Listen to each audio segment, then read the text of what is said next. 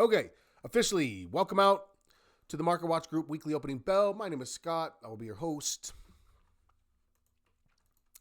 Here are our disclaimers. As always, education and illustrative purposes only. We are not brokers. We are not advisors.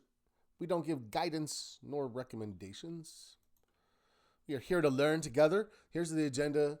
We're going to look at the opening futures and news, what's going on. We were just talking about it, so if you're listening to the recording, obviously you don't hear the preview stuff. All the best stuff is said in the beginning. Those of you listening at home to the recording, make sure you get there to start us off. But what we were talking about was the fact that Goldman reported and has smashed it. So right now we're looking at corporate America as a representation of economic strength, and this is the beginning part. So, Bob, I agree. That is a huge gain. We'll look at the futures, which are up, and the news. We got the news. We'll look at what else is on the economic calendar, though. We'll talk about our posture that we came away with yesterday. Mindset for any open trades. That's an easy one today. Any trades you carried over the weekend are likely going to be significantly benefited by the opening futures. So now it's a matter of, okay, are you getting close to a target? Not like a pressure release, but an actual, hey, this is where I thought if it gets here, I'm happy. But whatever you carried bullishly, okay, what about something like, I don't know, a calendar spread? It's going to be under threat. It's great. I mean, if you're trading it, you're like, ooh, it's a little underwater. Yeah, that's what happens to trades sometimes. They go a little underwater. We have to decide, are we patient? Do we act? Do we close? Do we add or adjust? On the calendar spread, I'll look at that throughout the week because it's going to need an adjustment. I'm going to try to extend that trade by adding another one higher up and then seeing if I can carry the whole thing a little longer. I don't want to add it early, so I'm not gonna look at something like today's open and be like, oh, I have to panic. I don't ever have to panic with a calendar spread. That's the great thing about it too. What if you had a hedge? Well, it's the same thing. You're in trouble, right? But that's the point. If you had a hedge, it was small, maybe a couple of contracts to manage over, to hedge 5 or 6 trades, right? Yeah. I would be thinking to myself, am I now going to get, remember what we were saying, if you were at Sunday's session, well, let's go through that. We're going to go through the opportunity list. We're going to look at the trading plan. That's our objective. So let's dive in. Market posture, again, we stayed the same. But it was a shift. Our volume, which we said is likely to drop to zero, has now, in fact, dropped to zero.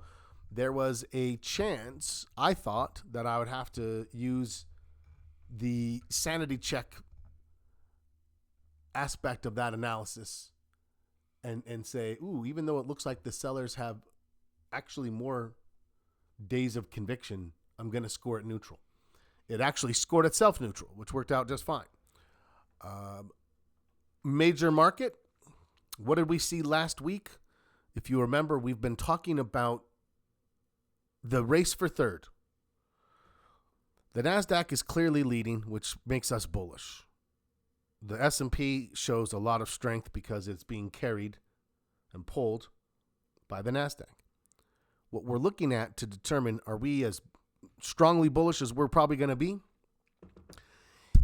is where the rest of the money is aligning in that third position with money going into the Russell considered more bullish.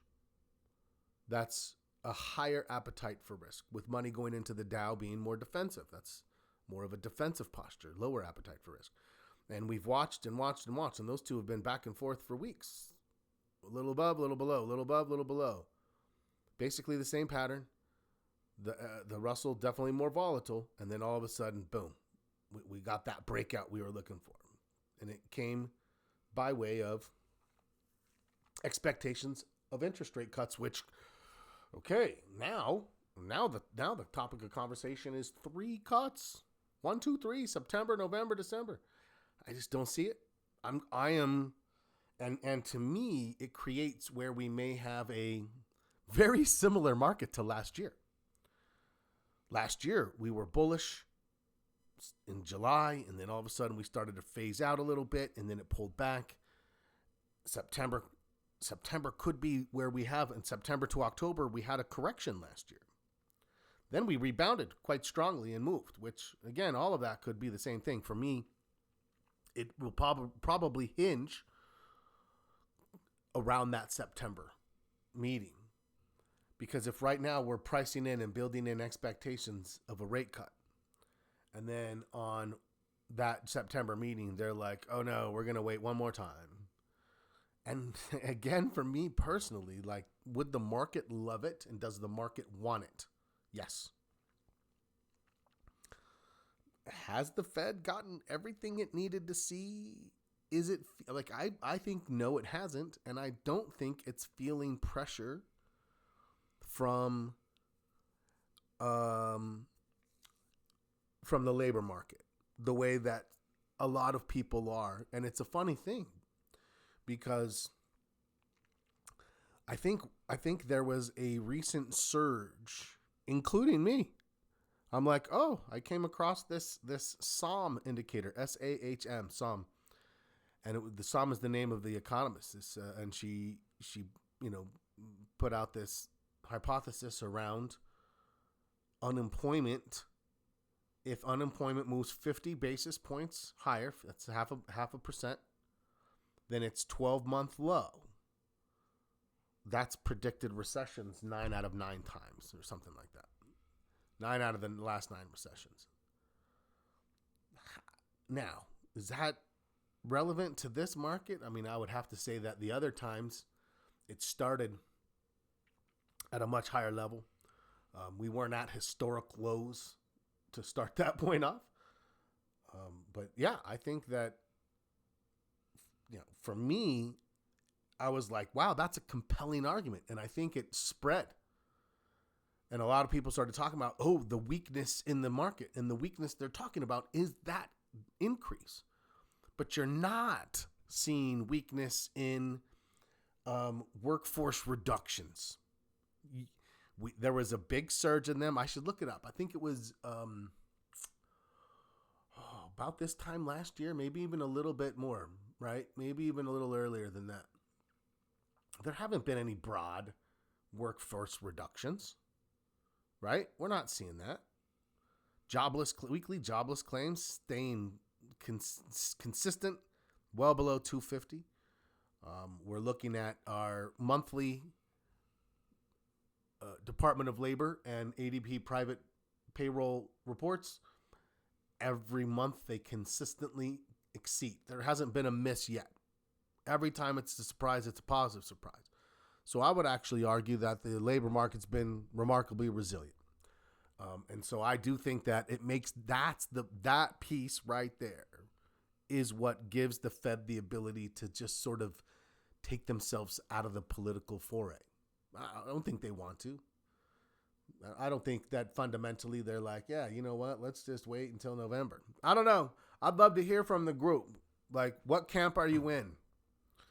I'm in a November with a possibility of 2 cut camp.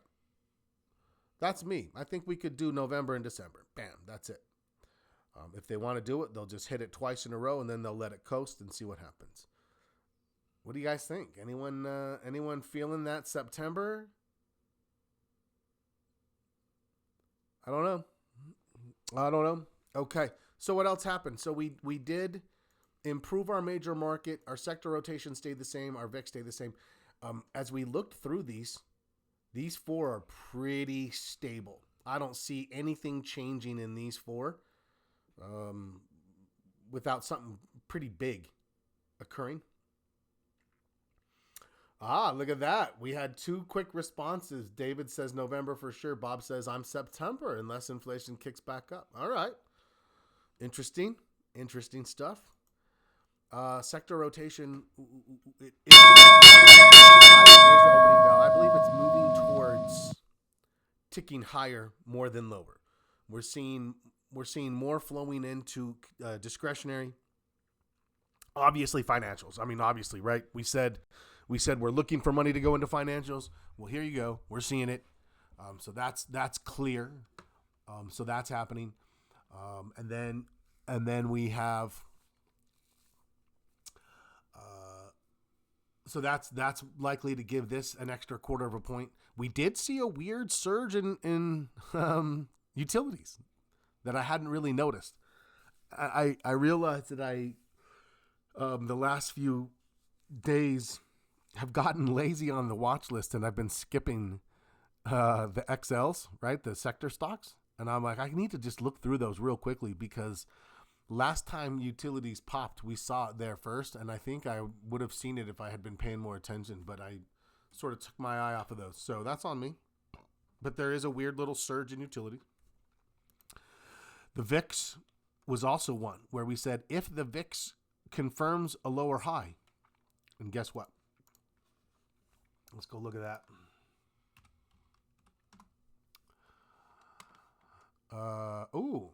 Well, now this is interesting. Look at me with a little egg on my face. I was coming here to the VIX for what? With an expectation that we're likely to see a red candle indicating, remember we've been drawing these peaks and troughs. That's my last trough. That's my last peak. I should have done that in blue, but I think you can still see it. There's a trough, and there's a trough. I find that labeling peaks and troughs with those with these V's and upside down V's is actually quite a helpful. This is something that I do with students when I first work with them in technical analysis. Is just like, look, when you're trying to find the trend, you have to be able to filter out the noise yourself and say, wait, where is that turn? And so you can see that we're definitely correlating these peaks and troughs with it's nice to have this oscillator, and you can see how many times as this is turning, right? Now, we're wondering, is this another peak? And the stochastics is trying to turn. But if you notice, the candlestick is actually, we're up 3% on the VIX. That's interesting. That's odd. To have a strong open and also have the fear tick up from Friday. We're not ticking down from Friday. Like that little pink candle that I drew is what I was thinking I might see when I got here. But I'm not seeing that. I'm like, whoa, wait a second. This is one of those cock your head to the side like a dog. Like, what the hell's going on here? Yeah. I'm not convinced we have a trough yet. So if I'll tell you one thing this does. The fact that this volatility is up actually helps sustain our calendar spread if you're in it. Because a calendar spread is a Vega positive strategy. We put it on when volatility is low, and it benefits if volatility swells. So it's, if you're looking at this thinking, I'm not sure, that calendar spread actually is a nice little trade. So we'll look at that. We'll talk about it here today, tomorrow. I don't know how much time we'll get to it today, but tonight at the cocktail hour, all you new folks, come hang out tonight, 8:30 p.m. We will talk about the market. It's inevitable. Traders talk about the market. It's what we do. But it's there just to kind of get to know each other, tell stories, ask questions. Anyways, it's in the events. It's not like a recorded and posted thing. It's just like literally come hang out. You get on camera if you want. You don't have to. Open invitation, Steven. I see you. Good to see you. Welcome. Okay. Yeah, this is a bit surprising. I'm not sure what to make of it quite yet. Let's go take a quick peek. So our futures, let me refresh. 150%. Dow heads for fresh record. Okay, so the Trump, the political issue, also interesting. Terrible. Yeah, man, I hate to see that. That's where our politics take us, condemning any sort of violence whatsoever. Oh, Michael, you're in November as well. Got it. I didn't see that before. Yeah, what a terrible, terrible thing. Would really like to see it de-escalate across our country. That's for sure. Not really much else. I'm not seeing anything else really newsworthy. Here's the economic calendar for this week. Then we'll get to our watch list. Empire State Manufacturing, Jer Bear, Powell is speaking today. Oh, what's the context? Does anyone know where he's speaking? What's the context there? Tomorrow, retail sales. Here's what's interesting. Sales are expected to drop, to go slightly negative. And if they do, people are going to put out negative headlines. Oh, sales are down. It's the lowest. There's only one way that inflation declines. And that's if sales decline. They have to decline. We can't have sales up. If sales are up, that means people are still buying. And if sales are up, prices will go up. So we can't have sales growing and inflation declining. That just doesn't work. So I always find it interesting when the media portrays an absolutely necessary occurrence as negative, right? Like, okay. So anyway, keep that in mind. Stupid media. Hate the media. So what else? That's really it. Sales. Wednesday, production, utilization, beige book. Beige book could be interesting. We have some Fed speak. That's our crack. Fed crack. Thursday, jobless claims expected back still in the 220s. Yeah, it's pretty light. It's pretty light from economic indicators, which means we're going to turn to earnings and corporate news. And real quickly, let's just take a look at this, and then we'll hit our watch list. I'll tell you this. We talked about signals that might be flagging. That's what we're going to be looking for today, is flags breaking up. So there's the September numbers. It is 88 to 5. A little better, or a little bit down from Friday when it was 90 to 3, but it's the market. I'm still not convinced. That's just not hopeful, right? I think that's just hopeful. All right, let's get to the watch list. Let's actually start with the market itself. Now, here's what's interesting. On Friday, we were really rocking, and then we had a late session sell-off. Really pushed it back down. Today, we're back up, but we're not even as high as we were then, and we're 9 minutes into the day. So the first thing I'm going to do is I'm going to watch the opening range. I'm going to see what happens as we get near this level here.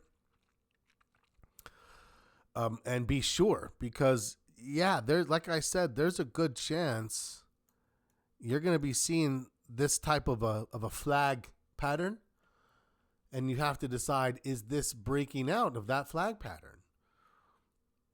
I don't think we have to make that every decision, but there's probably going to be one or two where we're like, okay, you know what? Yes, I'm going to put one or two of these on. So we'll see what we think about that. Okay, questions, comments, concern. Where are you guys at? Are you carrying trades? How do your trades look on the open? Etc. Etc. Let me know. Let me know if you have trades you think are setting up. We have a great market posture score. We obviously have a bullish market on our hands. Oh, look at Apple. I mean, there's nothing we can really do with that. I wouldn't trade that as a flag. I mean, this is kind of the thought, right? But at this point, it gapped up and it's already kind of selling off. Yeah, that's tough, right? We're looking at trade flags where it like pops out like this, right? And I have like the ability to take the trade, put the stop, and then see if I can catch something like this. But if I'm up here, if I put my stop like this, that's a lot of risk. In order to justify that, I mean, look what you really need this type of an exponential move. I am bullish on it, but this is a hard thing to trade into. I don't know. I think I would have to pass on this and just keep watching. If you're in Apple and you held Apple and you're making more money now, I'm gonna give you, like, please tell the group, let us know, because I'm gonna pat you on the back that you held that. I for a swing trade, it looked like it had given all it had to give and was ready to start its next consolidation. And then we have this split. But again, we can't make these determinations 11 minutes into Monday. Okay. AMD. I still think AMD looks like it's overbought and looks like it needs to consolidate back down still. Remember that if financials go bullish, financials and industrials will work to some extent off cycle from technology and communication services. Looking at AMD, I still think to myself, it broke out, looks pretty good. Now I'm just waiting for this next consolidation, and then the next signal it gets, I'm in. Let's go. Amazon looks like it made a new high. Looks like a consolidation is happening. Sellers, no sellers. It's not buyers necessarily. I mean, it's up 0.29, but what we're seeing is the beginnings of the seller slowing down. This is our last resistance right here. Anywhere above this and where we are now, it's above the 50. I think Amazon is absolutely setting up for its next trade. 100%. Looking for that. I think at least one person had this. Steven, didn't you trade Amazon already? Are you looking to re-enter? AVGO. Same thing. I lost my lines. I had a nice set of fibs drawn on this. We took this trade. Squoze a good chunk out through here. Now, if it pulls back and stabilizes and turns, then I think maybe we do have a chance to catch this high. Maybe that's what we're looking for, to catch this, and there's a trade ready there. So yeah, I'm watching that as well. AXP. There wasn't enough pullback. I don't. It's hard to trade that right now because there's more financials coming out. They're all kind of overextended. If you're in it and you're riding it, great. It's still hard to enter these new right now for me from a swing trade standpoint. Boeing still seems to be in consolidation. Bank of America has its earnings. This is tomorrow before open. Citigroup reported earnings. And you might think, oh, look how Citi's doing compared to, let's see how Goldman's responding. That's strong. I mean, it's not like it's just like, oh man, it's outrageous. It's up 2%. Citigroup had good earnings as well. It's pulling back. I look at this and think, yeah, I want to trade Citi here. I think Citi is setting up potentially for a trade. So we'll keep an eye on this one too. Plenty of opportunity still sitting in front of us, right? Caterpillar. I wasn't in this or thinking about this, but what I like is it's breaking out of this kind of basing range. So if this thing gets up into this new high area, then pulls back to a higher low, then A, I would be willing to trade Caterpillar, and B, Caterpillar is a leading industrial stock. That's helpful to add strength, right? That's helpful to add strength.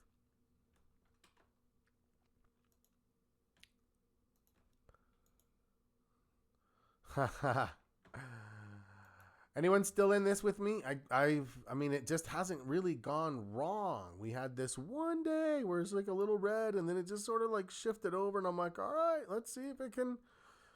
I mean, even now you can see it starting to slow down. So what am I doing? I'm starting to get nervous about this 99 level. Can it get to that point? It keeps grinding it out, which is good. But we need to have a plan. Let me just see what the Heiken Ashley look on this one. I'll just keep. I mean, I'll jump the stop up for sure. At this point, the stop's in a profitable area.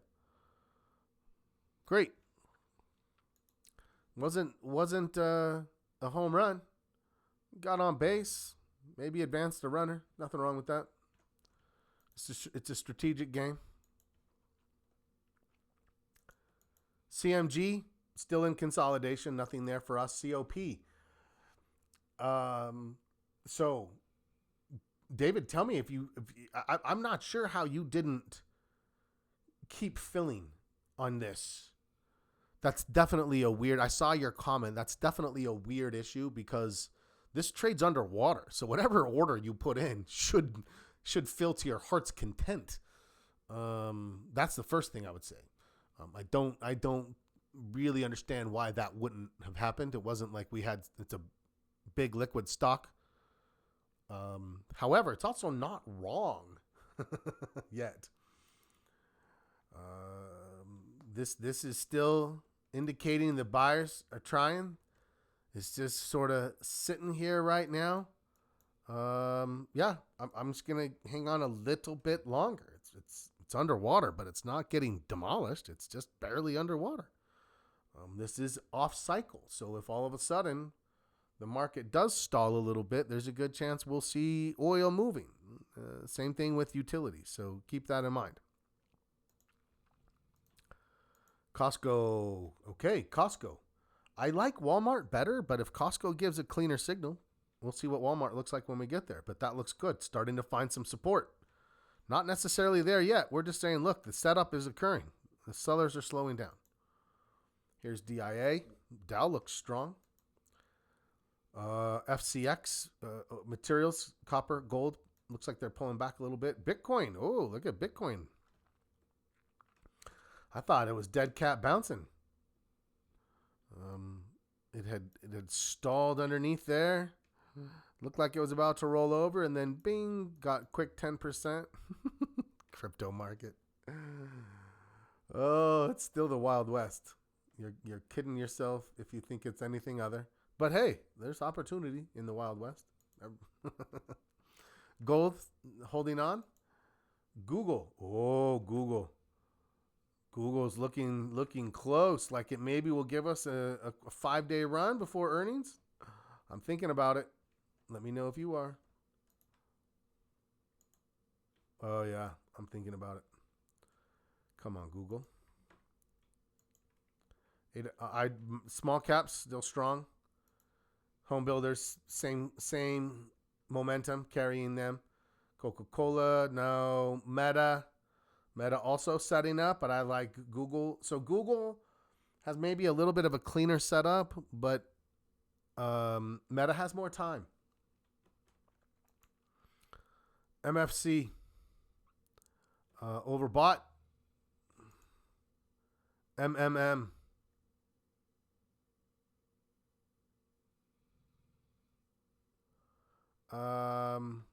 Overbought, kind of bumping its head up against resistance.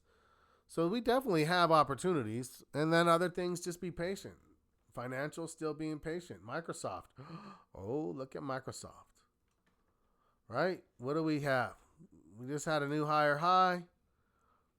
Then the selling cycle started.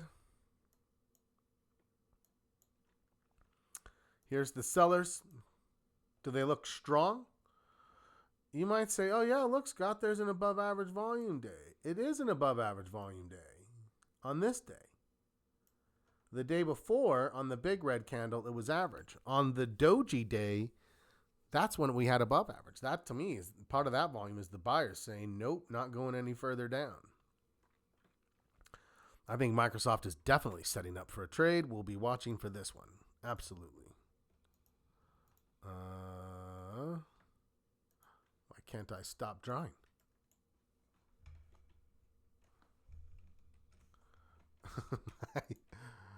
my drawing tool seems... Oh, there we go. Seems to have frozen me out. Let's clean up. Micron. Steady. Netflix getting ready possibly, but you only have a couple of days before earnings, so I hope you're being mindful of that. Nvidia still looks like it's maybe setting up. I'm okay with that. It's on a consolidation. I think that there's some opportunity there. Palantir, not sure yet. QQQ looks bullish. Okay, so here's the IWM. We are now 20 minutes in. There's what our opening range looks like. Yeah, look, this thing, started good, moved up, dropped. We'll see. The opening range is intact. If we break down below 561.5, I think we're going to be back near 558.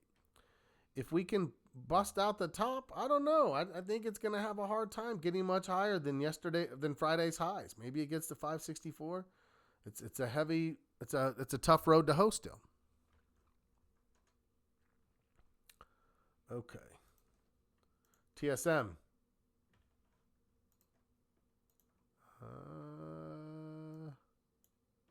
Setting up, but earnings, just like a few others. The dollar staying down. We like that. That's helpful. The VIX is... Yeah, the VIX is holding on. It's up 4%. So interesting. Walmart looks like it's setting up for a trade. Real quickly, here's the XLs. Materials, a little pop in basic materials. Communication services looks bullish. Energy, still kind of up in the air. Financials looks bullish. Industrials looks bullish. Technology looks bullish. Staples a little flat, although I do like Walmart and Costco. Utilities. Okay, so utilities is where we're like, what's going on with utilities? You'll notice that the market had a bullish open and utilities are down 2%. So was there just a little bit of an overblown reaction in utilities? It looks like that's what it was, but we'll keep an eye on it. Healthcare had a little bit of a shoot. I'll tell you what, if you remember, when we were like a 7 on our market posture, it's because our sector rotation got to a 1. We had 6 sectors in growth situations. Technology, communication services, financials, industrials, consumer discretionary, and healthcare. And we have that entire list either already bullish or trying to break out. So, yeah. Keep an eye on that, I think. Okay.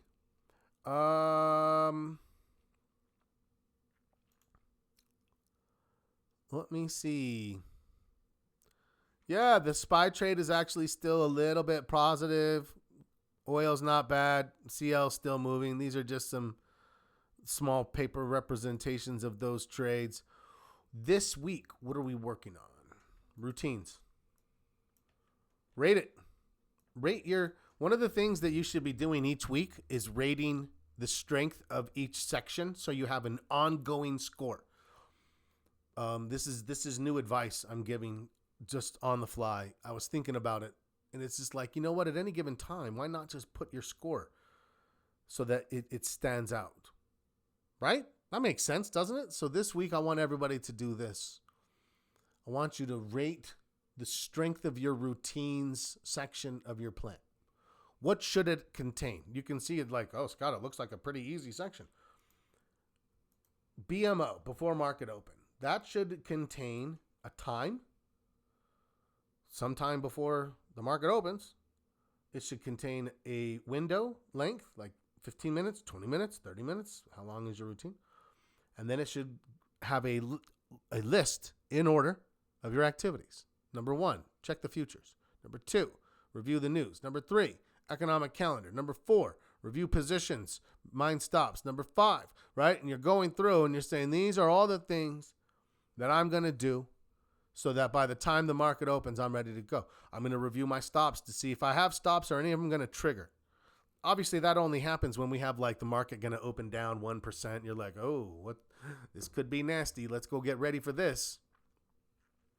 Well, the fact that you first looked at the futures is what said this could be nasty, right? So now you're like, all right, let's gear up. So same thing during market hours. You might have 2 sets of those. I like to look at it around 10:30 my time, and then again the last hour, right? So I have a couple of times that I'll come in and review things. Shorter lists. The morning list is shorter than the afternoon list. Then I have aftermarket. When are we going to do it? How long is it going to take? What are you going to do? Weekend and monthly.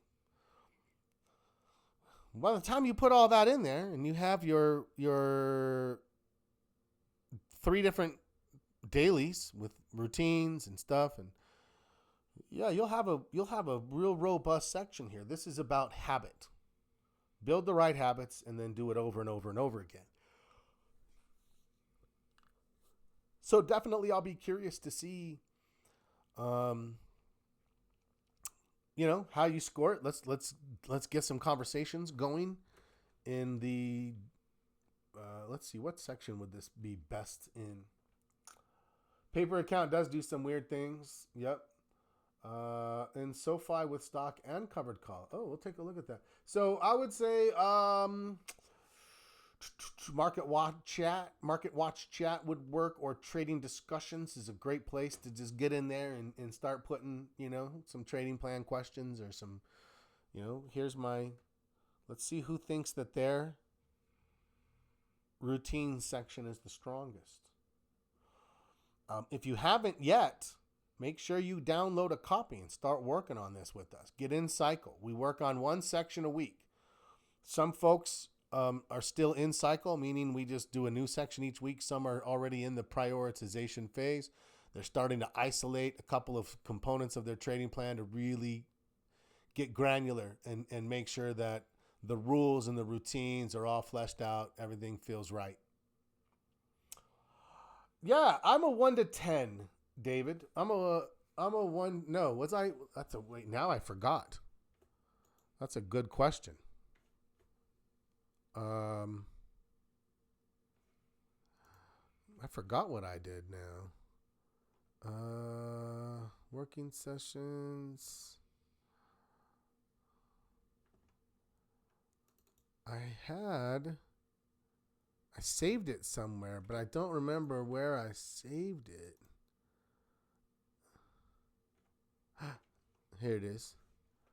We did a working session, and we had done a plan, a 10-point scale, yeah. And so I have created, I'm glad you brought that up. I created a sample plan, and I'm going to post that. Michael asked for it. He's like, or no, maybe it was someone else. They're like, put that up, and I'm going to. I'm gonna put it so that you can see. I need to clean it a little bit. There was like just some formatting issues, stuff like that. But what I did is I threw it together, and I had, then it was, as we evaluated, I'm like, oh, look at this. The market forecasting was really weak, and the routines and the improvement strategies were both kind of weak.